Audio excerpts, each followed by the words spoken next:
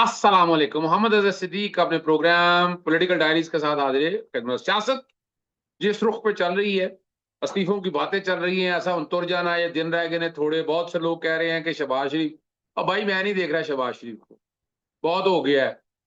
यानी इस मुल्क की इकोनॉमी कहाँ लाकर खड़ा कर दी है, और ये बंदा क्या किया क्या है? फिर वजीरों की हटाने की, तब्दील करने की, ये चूर नहीं बिकना अब। और कश्मीर के अंदर मुस्लिम लीग नून बड़ी बुरी तरह से हार रही है। क्या पाकिस्तान तहरीके इंसाफ का इलेक्शन से पीछे हटना या कहना इलेक्शन का बाइकआउट एक अच्छा फैसला है? ठीक है ना जी। और रावलपिंडी के अंदर आप देखे देखे इमरान खान साहब को गिराने के लिए गैंग तो नहीं पैदा की है कि, लेकिन हर इलाके में एक ट्राई का या पूरा एक निजाम बन गया था यहाँ। और ये पुरानी बात है, टेन कहते हैं ना, ग्रो। उस तरह की बातें अब जरा खुल के सारी सामने आ रही हैं, और वहीं से आपको अंदाजा हो जाएगा। लेकिन अब बड़ा वाजे तौर पर सामने आ गया हुआ है।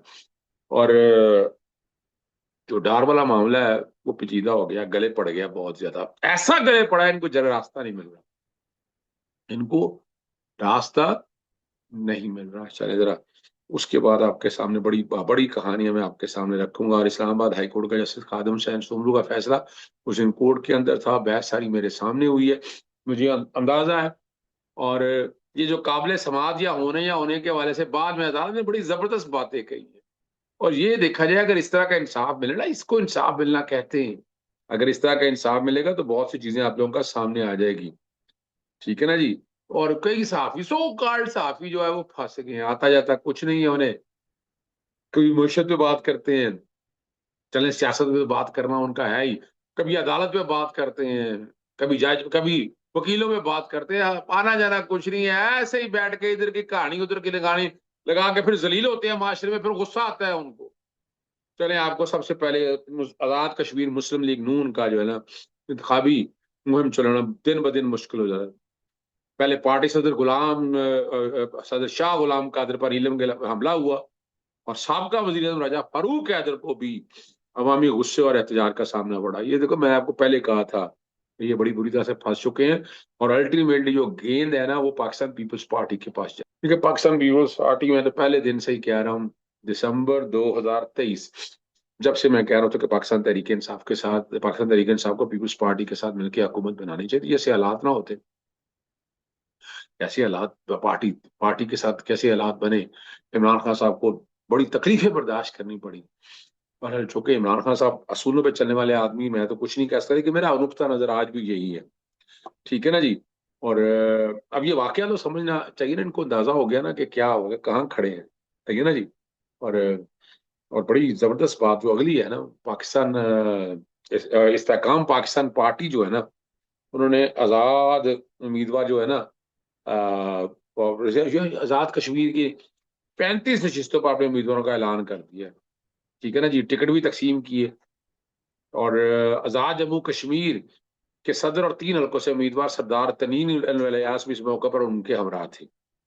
और मरकज मरकज क्रेन पार्टी ने तहरीक आजाद जम्मू कश्मीर के उम्मीदवार अलामा गफूर ताबानी को उहदे से हटा दिया, और नए अमीर की तैनाती तक मुफ्ती मोहम्मद उमैर अलजारी, सैयद जिलान शाह, सजाद अहमद सैफी और बिलाल अहमद कादरी आजाद जम्मू कश्मीर में सियासी तंजीमदारियां जो है ना मुश्तरका तौर पर अंजाम देंगे। सियासत का रुख बदल रहा है, करवटें बदल रही हैं, हालात बदल रहे हैं, आगे क्या होना है, पीछे क्या होना है, तो बहुत सी चीजें अब आपको समझ आ जानी, बहुत सी चीजें आपको समझ आए। ये देखिए, ये समझने की बात है, सियासत इसी का नाम है। इसीलिए तो कहता हूं पाकिस्तान मुस्लिम लीग नून जो है वो जाने की तैयारियां हैं, पीपल्स पार्टी की आने की तैयारियां हैं। यहाँ पीपल्स पार्टी ने, और यकीनन साथ तरीके इस्तेकाम में पाकिस्तान के साथ हुकूमत, जैसे गिलगित बल्तिस्तान के अंदर है, यहाँ भी अमीनी की हुकूमत हो जाएगी। रावलपिंडी में अब जो बातें थी, जब इतने बंदे तब्दील किए हैं ना, तो ये तब्दीली की बात है, पहले तो हाथ ही कोई नहीं लगा रहा था ना। मैंने बड़ी कहानियां आपके सामने रखी हैं, बड़ी कहानियां। जुल्फकार राज साहब ने जो सीसीडी के हवाले से मेरे सामने बताया, अब इस तरह की ये कहानी ये भी आ गई है। पूरा एक गैंग सरगर्म था। Commissioner, deputy commissioner, additional commissioner, CPO और 2 असिस्टेंट कमिश्नर को उधर से हटाया गया। अब ये बता रहे हैं जिनके हाथ ऊपर थे, अब यही कहा जा रहा है हाथ भी काट दिए गए, कि जुलाई में मजीद बड़े ऑपरेशन होने जा रहे हैं, मामला काफी हद तक पहुंच चुका है। देखिए, ये बहुत पहले शुरू होना चाहिए था, मैं इन चीजों से कोई फर्क नहीं डाल देखता। ठीक है, वक्ती तौर पर आप उनको हटा रहे हैं, लेकिन जो कुछ करना था वो करके अब आगे क्या करेंगे आपको? देखना ये अब आगे क्या करेंगे। जिस दिन आप हाथ और आप उठाएंगे तब बात करेंगे, तब मैं समझूंगा कि हालात बेहतर है। लेकिन मुझे तो नहीं नजर आ रहा। ठीक है ना जी। और इस्लामाबाद की इंतजामिया बड़ी तब्दीलियों की तैयारी की जा रही है। इस्लामाबाद जरा मुश्किल है। और पुराने खिलाड़ी जो इरफान नवाज मेमन है, जो डीसी इस्लामाबाद है, अपनी जगह पर मौजूद है और मुझे नहीं लगता उनको हिलाया जा सकेगा। शुरुआत 11 अप्रैल आपको पता है 2022 में हुई थी। और ठीक 5 रोज बाद यानी 16 अप्रैल 2022 को मेमन साहब को डीसी इस्लामाबाद आएंगे और आज 6 जुलाई 2026 को पर पकड़ा हुआ। वो 3 साल तक रखते हैं। 3 साल के बाद जो है ना हटा दिया जाता है। लेकिन ये 3 साल तक रखा है, 3 साल हटा दिया जाता है। और इस दौरान आपको याद है मिसकंडक्ट का मुर्तकब भी हुआ था, सजा भी सुनाई और फिर मुअत्तली भी हुई। फिर हुकूमत ने और इकदाम करने की वजह उन्हें अवार्ड से नवाजा, अदलिया निजाम बदला, सजा भी खत्म हुई और सजा वाले को भी कहीं और भेज दिया गया। अब ये सारा कुछ हुआ, बारिश आई, तूफान आया, बादल आए, ये सारा कुछ तो हम देखते आ रहे हैं और ये समझ भी आ। पहले याद है कि सिर्फ बयानियां बनाने और प्रमोशन के चक्कर में जल्दबाजी करते हुए नोटिस लेने और खवातीन की बाजियाबी की खबर चला दी। ये फंस गए हैं नून लीग। ये पंजाब हुकूमत बड़ी बुरी तरह से फंस गई है और खवातीन के बयानात ने पूरा मामला ही उलट के रख दिया। यानी यही कोई पुलिस है ना, इसी बीवी के नीचे पुलिस है ना, वही मैजिस्ट्रेट निजाम है, सारा का सारा आ गया ना। अगर इस पे मट्टी डालनी होती है, चीजें लेने होते तो फिर क्या आने थे। वो वीडियो भी सामने आ गई। वो वहां पर जाकर जो सारा कुछ वीडियो फुटेज से और वो क्रेडिट जाता है यासी शामी को। ठीक है ना। और लाहौर पुलिस की गिरफ्तारी और मरीन नवाज के नोटिस के बयाने पर सवालिया उठा दिए। और वीडियो में देखे देखा जा सकता है कि लड़कियां जिस तरह सामने आई, सीसीटीवी रिकॉर्ड कैसे तहवील में लिया गया, जब दावा यह किया गया कि मरीन नवाज नोटिस के बाद फौरी बाजियाबी अमल में आई। और वो जो यासिर शामी ने जाकर जब वहां बताया कि पंजाब हुसैन सर वाकई के बरक्स एक मुख्तलिफ कहानी पेश और गैर मुल्की खवातीन को पुलिस ने बाजियाब नहीं करवाया, बल्कि वो एक गाड़ी में मौजूद थी। रास्ते में गाड़ी का हादसा पेश आया जिसके बाद खातून गाड़ी से निकलकर भागी, शोर मचाया और सड़क पर लेट गई। और उस मौके पर पुलिस वहां पहुंची तो मालूम हुआ ये वही खवातीन के जिसकी तलाश में पुलिस गुज़श्ता 2 दिन से मसरूफ थी।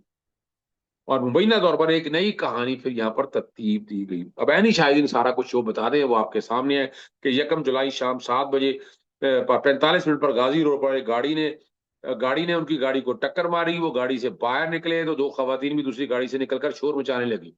और उनके बकौल जब वो गाड़ी के करीब पहुंचे तो टक्कर मारने वाली गाड़ी वहीं से फरार हो गई। और फौरी तौर पर 15 पर कॉल चलाई। डीआईजी का कहना है कि हालैंड से लड़की के वालिद की कॉल मौसूल हुई। ऐनी शायद के मुताबिक 15 पर की गई कॉल का रिकॉर्ड भी पुलिस के पास मौजूद होना चाहिए। जरा समझ रहे हैं कहानी को, कहानी के ट्विस्ट को समझ रहे हैं आप। यानी इसमें तो सीसीटीवी मदद नहीं कर सका उनकी, वरना कोई पता नहीं था कि जो लोग मौके पे पड़े हैं हाफ फ्राई या फुल फ्राई या क्या हो जाता। ठीक है ना जी। और इसी के साथ जो है वो कहानी मुकम्मल शोर पर दी है। हमारे दोस्त को और बातें के नवासे को 15 पर कॉल होने के सिर्फ 2 घंटों के अंदर गिरफ्तार करके हथकड़ियां लगाए। अब ये कहानी सुनते जाए, ये बताने वाले ये ले ले, फरीदा फरूकी ले ले, आसमा शराजी ले ले, आमिर इलियास राणा ले ले, हसन अयूब हमारे दोस्त ले ले, वो कहानी आपको इसी तरह की सुनाएंगे। ठीक है ना जी। और कहना यही है मरियम नवाज की इजाजत है। भैया आप कौन होती है मरियम सफदर भाई? आप क्या कह रहे हो पुलिस को पकड़ना है पकड़ना, आपसे इजाजत लेनी है? यानी ऐसे साहबी को जरा सोचना चाहिए ये बात करते हुए। लेकिन कमाल है। ठीक है ना जी। और याद होना चाहिए बहुत सी डीलें आ गई। मुलजिम कौन थे, टेलीकॉम, आईटी और क्रिप्टो करेंसी, ये सारा कुछ अब आपके सामने समझ आने से क्रिप्टो करेंसी में क्या कुछ हुआ, क्या लूट हुई, क्या मार हुई, क्या आगे हुआ, क्या पीछे हुआ। कहानी अब आपके सामने है जनाब, फैसला आपने करना है। लेकिन याद रखिएगा कहानी तो अभी बाकी है, तस्वीर तो अभी बाकी है और चीजें अब आपके सामने बहुत आएगी। और ये क्या गैंग कितना बड़ा है ये देखने में पड़ा है कि ये इस तरह के लोगों को लाना, पकड़ना, अगवा करना, अपनी मर्जी की चीजें लेकर जाना, ये खुलेआम हो रहा है। नो गो रही है क्या पंजाब के अंदर यार, लाहौर के अंदर? ये कहानी कुछ इस तरह से। और आखिरी खबर की तरफ चलते हैं। उस दिन खादम हुसैन सोमरू के सामने मैं मौजूद था और वो कमाल की बात है, कोई ताल्लुक नहीं था नैब का, और नैब के प्रोसिक्यूटर ने सारा केस किया। यहाँ जो है ना इमरान खान और बुशरा बीबी की कैद तन्हाई के खिलाफ जो है ना हलीमा खान और बशरा मानका की दरखास्तों पर superintendent Adiala jail, IG jail खाना जात और चेयरमैन नैब को नोटिस जारी करके जवाब तलब कर लिया है। जस्टिस खादम हुसैन सोमरू ने अपने ऑर्डर में सुप्रीटेंडेंट अडियाला जेल कैद तन्हाई से मुतल्लिक हकायक पर मबनी तफसीली रिपोर्ट तलब की है। और ये आगे चलने से कहीं आईनी अदालत में चैलेंज ना हो जाए ये फैसला। समझ रहे मेरी बात? आईनी अदालत में फैसला चैलेंज ना हो जाए। समझ रहे हैं मेरी बात को? अब समझा करें ना यार ये बात को। और इमरान खान और बुशरा बीबी को अगर कैद तन्हाई रखा गया तो किस अथॉरिटी के कहने पर ऐसा किया गया? अगर कैद तन्हाई है तो इमरान खान और बुशरा बीबी को किस कानून के तहत कैद तन्हाई में रखा गया? अगर कैद तन्हाई है तो उसमें मुद्दत क्या और क्या सजा है? दोनों कैदियों की जेल में हालत जार जेल कानून और रूल्स के मुताबिक दी गई हैं। सहूलियत पर भी रिपोर्ट तलब कर ली। जेल रिकॉर्ड, रजिस्टर और दीगर दस्तावेज भी साथ लाने का कहा है। और लिखा गया कि सुप्रीडेंट जेल की रिपोर्ट के बाद आने के बाद ही दरखास्तों के काबिल समात होने का तयन किया जाएगा। और अदालत ने आईजी जेल खाना जहां सुप्रीडेंट जेल लेवल का इमरान खान और बुशरा बीबी के जेल के हालात से बाखबर अफसर आइंदा समात पर जो हालात और वाकयात को जानता हो वो आइंदा मुकर्रर हो। और 6 अगस्त के लिए समात जो है ना वो मुलतवी की है। उस दिन कोर्ट के अंदर मैं मौजूद था। बहुत से लोगों ने कहा, और मैंने याद है मैंने वहां एक शेर पढ़ा था, बड़ा जबरदस्त शेर था। उन्होंने देख क्या पढ़ना है, मैंने तो सिर्फ बताना था कि इंसाफ क्या है, हालात क्या है, वाकयात क्या है। इजाजत चाहता हूँ। अस्सलाम वालेकुम, अल्लाह हाफ़िज़, पाकिस्तान जिंदाबाद।